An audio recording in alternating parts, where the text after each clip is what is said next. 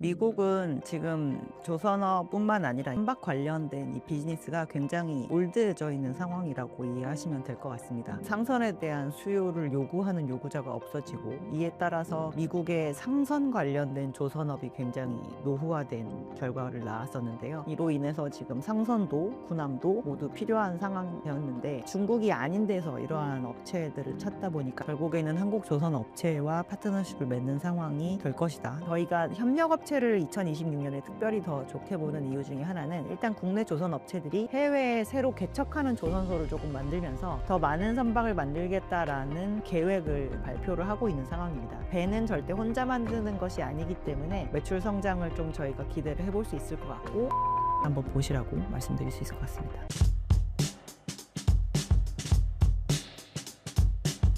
네, 안녕하세요. 저는 신영증권에서 조선업과 운송업을 담당하고 있는 애널리스트 엄경아입니다.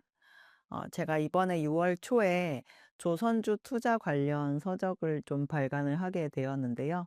책의 제목은 반드시 돈이 되는 조선주 투자의 법칙으로 이제 결정이 되었고, 아직까지 표지 작업을 진행하고 있습니다. 저희 조선업을 산업적인 측면에서 좀 접근하신 분들은 있는데, 자본시장의 투자자의 시각으로 접근한 책이 좀 없는 것 같아서 제가 한번 작성해 봤으니까, 조선주에 관심 있으신 분들은 많이 봐주시면 감사할 것 같습니다. 미국은 현재 군함, 상선 다 필요하다는 것이 사실인가요? 결국 트럼프가 일본을 버리고 한국 조선업을 택할까요? 미국은 지금 조선업뿐만 아니라 이제 선박 관련된 이 비즈니스가 굉장히 올드해져 있는 상황이라고 이해하시면 될 것 같습니다. 미국 내에 있던 해운 업체들이 유럽계 자본으로 모두 넘어가게 되면서 상선에 대한 수요를 요구하는 요구자가 없어지고, 이에 따라서 미국의 상선 관련된 조선업이 굉장히 노후화된 결과를 낳았었는데요.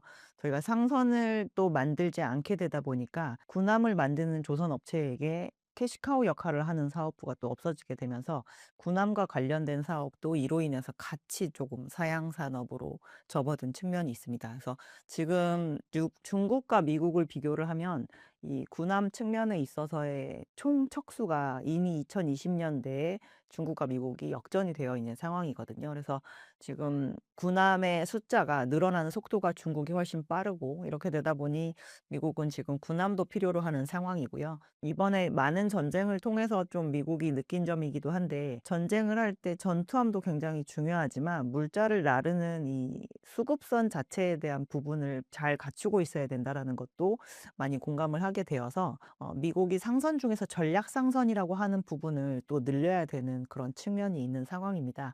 근데 이제 미국 내 해운사가 잘 없다 보니 이 전략 상선들도 지금 굉장히 노후화되어 있는 상황이거든요.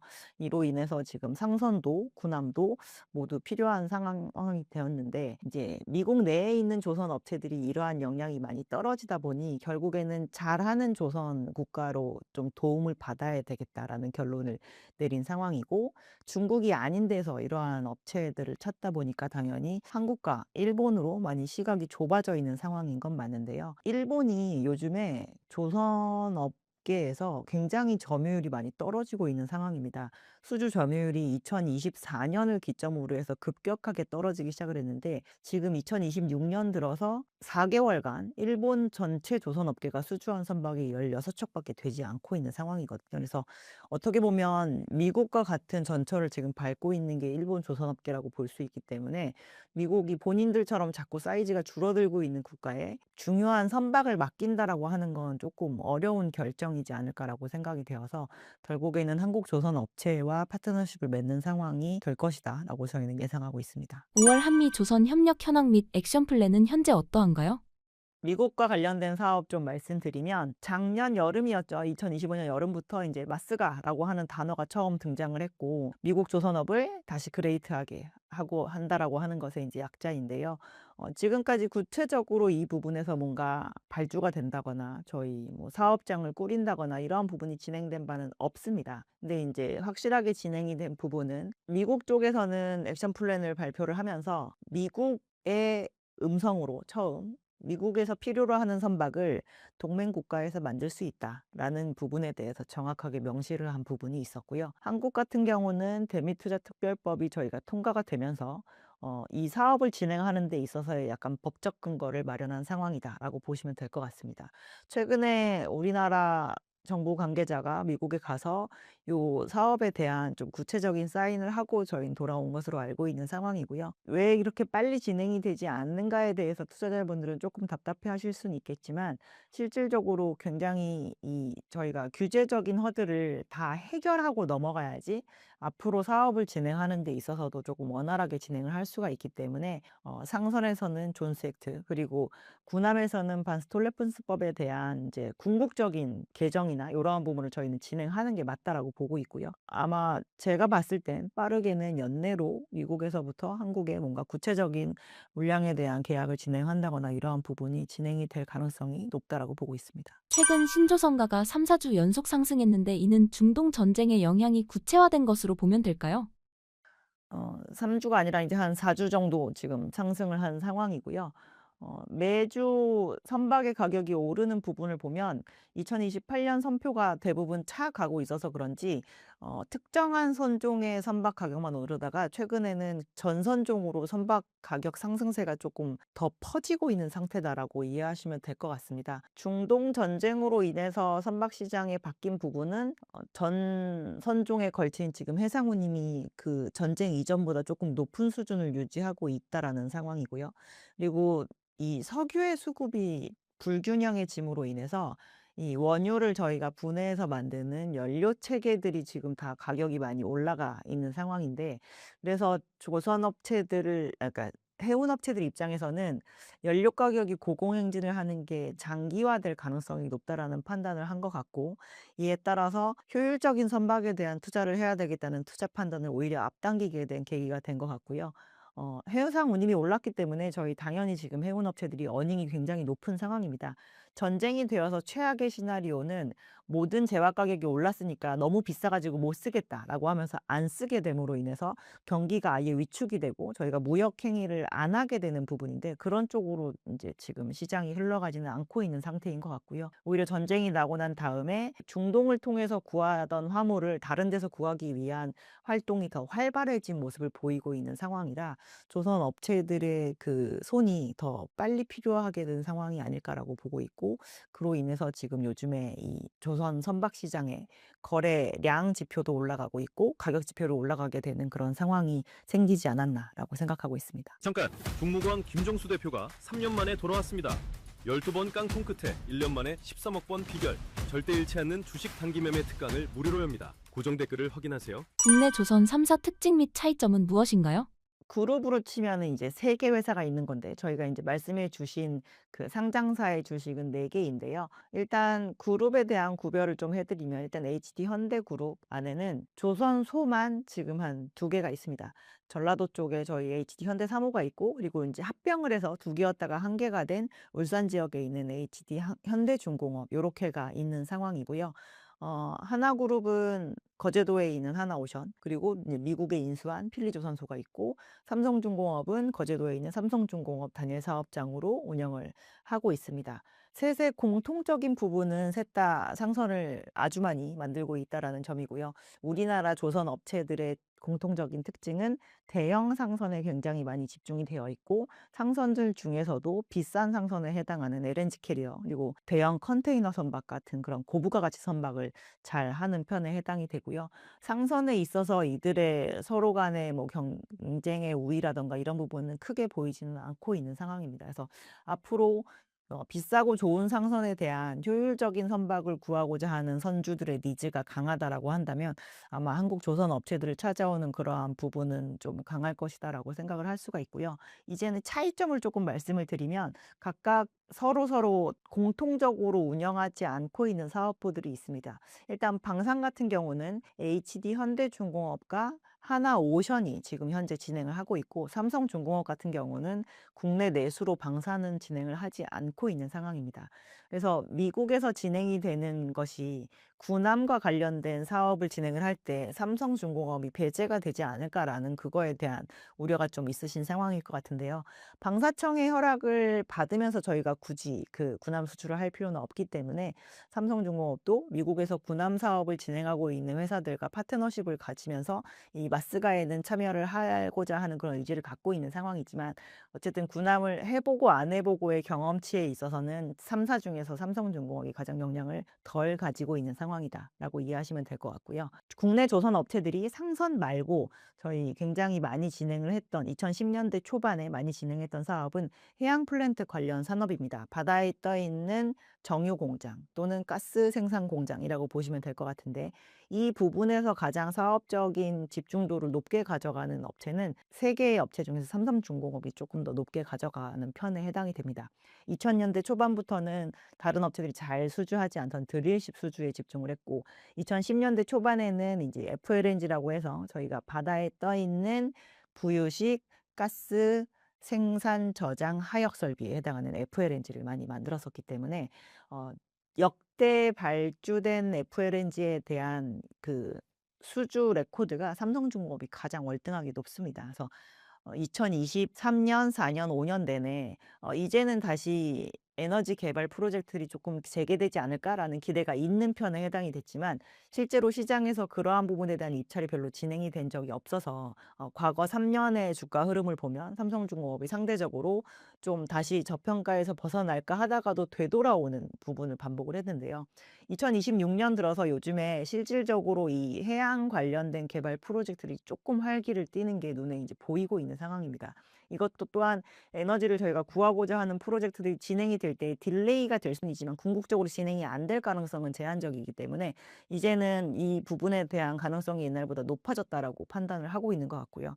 실제로 이번에 실적 발표를 하면서 삼성중공업이 2026년 이내에 수주할 가능성이 있는 프로젝트가 FLNG 기준으로만 4건이나 있다라고 얘기를 한 부분이 있어서 그러한 부분으로 최근에 이제 저평가 상태에서 약간 벗어나고 있는 부분이 보이는 것 같습니다. 그래서 사업적인 측면에서의 이 집중도는 좀 그렇다고 볼 수가 있고 사업의 사이즈 상으로 봤을 때는 당연히 HD 현대중공업이 월등하게 좀 큰 사이즈를 구가하고 있고요. 실질적으로 생산 설비 기준으로 보면 하나오션 같은 경우는 거제도에 지금 5개의 설비를 운영을 하고 있고 삼성중공업 같은 경우는 6개의 설비 그리고 울산에 있는 현대중공업 같은 경우는 이 전라도 지역을 제외한다고 하더라도 14개의 설비를 지금 가지고 있는 상황입니다. 그래서 상선을 만드는 개수 자체가 그런 데에서 조금 차이가 날 수 있겠구나라는 부분을 조금 인지하시면 투자하실 때 이 매수출 사이즈가 왜 이렇게 차이가 나지라는 거에 대한 부분을 조금 이해하실 수 있을 거라고 생각합니다. 최근 현대중공업을 비롯한 조선주의 새로운 성장 동력인 데이터 센터용 발전 엔진의 수출 전망과 매출 확장성은 어떤가요?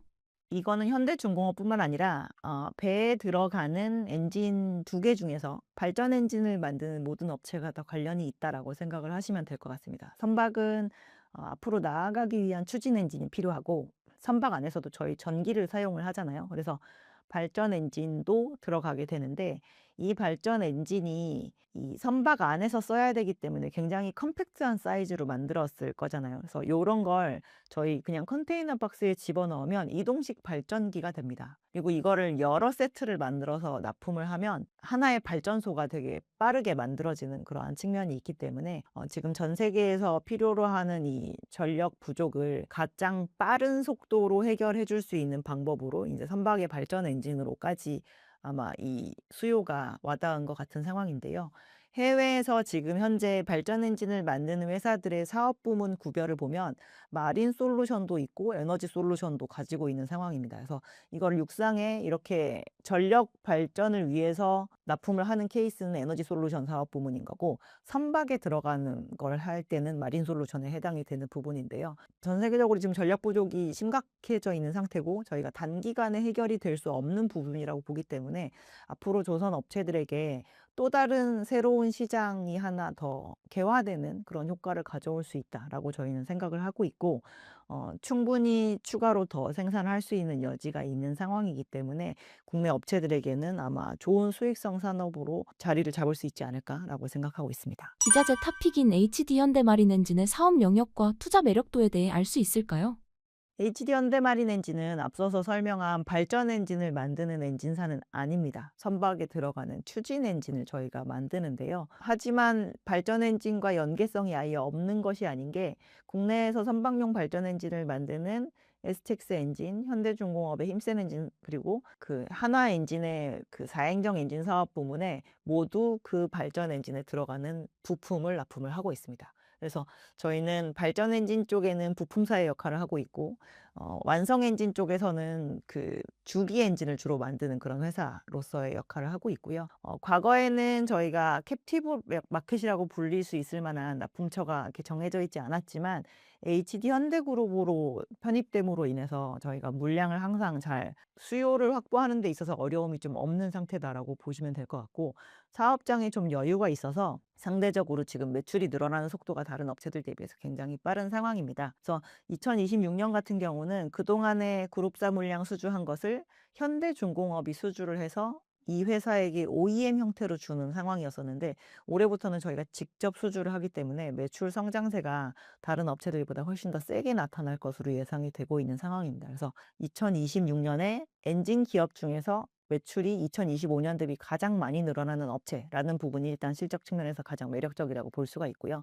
저희가 새롭게 더 수요가 확대될 것으로 예상이 되는 발전 엔진 쪽에 핵심 부품을 납품하고 있다라는 부분으로 인해서 수익성도 다른 업체들보다 조금 높게 가져가게 될 가능성이 높다라고 보시면 될 것 같습니다. 본행제나 탱커 교체 기자재주 한라 등 기타 기자재와 같은 해운주 투자 전망 즉 타픽에 대해 한 말씀 주신다면요? 기자재 업체들 중에서 2026년에 저희가 조금 집중해서 보는 업체는 오히려 본행제나 이런 업체들보다는 대기업에 소속되어 있는 약간 협력업체, 핵심 협력업체를 저희는 좀 좋게 보고 있습니다. 개인적으로는 올해 한 세진중공업이 조금 유명하다라고 생각을 하고 있는데요. 본행제나 뭐 예를 들어서 어떠한 특정한 선박에 들어가는 그러한 기자재를 만드는 업체들은 반드시 그 해당 선종의 업황이 좋을 때만 더 좋은 퍼포먼스를 낼 수가 있습니다. 근데 LNG 시황은 2026년 이후부터 더 많이 만드는 시황으로 가기는 조금 어렵습니다. 국내 조선 업체들이 1년에 만들 수 있는 LNG 캐리어의 숫자가 한정되어 있거든요. 수주는 더 많이 받을 수 있지만 그걸로 인해서 조선 업체들이 나는 그럼 LNG 캐파를 조금 더 늘려야 되겠다라는 쪽으로 갈 때까지는 시간 갭이 있고, 만약에 그렇게 가지 않는 정도라고 한다면 그냥 많이 생산하는 상황이 쭉 이어지는 플랫한 상황이 이어지게 될 가능성이 높습니다. 그래서 저희가 한국카본이나 동성화인텍 같은 그런 본행제 관련 업체들은 2026년에 보게 되는 실적보다 더 탑라인이라고 얘기를 하죠. 매출액이 크게 증가하는 거를 저희가 기대하기가 조금 어려운 부분이 있기 때문에 지금까지 난 수익을 오히려 2026년에는 조금 실현하는 것도 고려해 봐야 되는 그런 섹터라고 생각을 하고 있고요. 2026년 들어서 지금 발주세가 가장 센 시황이 탱커입니다. 그래서 요즘에 개별 조선 업체로는 대한조선이 조금 부각이 된다거나, 그리고 과거에 탱커에 레벨 계측기를 많이 납품을 하던 한라 IMS가 이런 측면에서 조금 부각이 되고 있는 상황인데요. 한라 IMS는 사실 그 사이에 이 유조선뿐만 아니라 다른 쪽에 들어가는 기자재로 그 기자재 그 라인을 많이 늘려놓은 상황이라 탱커에 많이 편중되는 그런 실적 모습을 조금 보이지 않고 있는 상황이고요. 오히려 여러 조선소로부터 저희가 조선소를 그 인수를 함으로 인해서 수리조선 사업으로 좀 진출한 게 오히려 조금 부각이 될 것으로 보고 있는 상황인데, 저희가 협력업체를 2026년에 특별히 더 좋게 보는 이유 중에 하나는 일단 국내 조선업체들이 기존의 국내 사업장에 멈춰놨던 유유설비라던가 아니면은 해외에 새로 개척하는 조선소를 조금 만들면서 더 많은 선박을 만들겠다라는 그 계획을 발표를 하고 있는 상황입니다.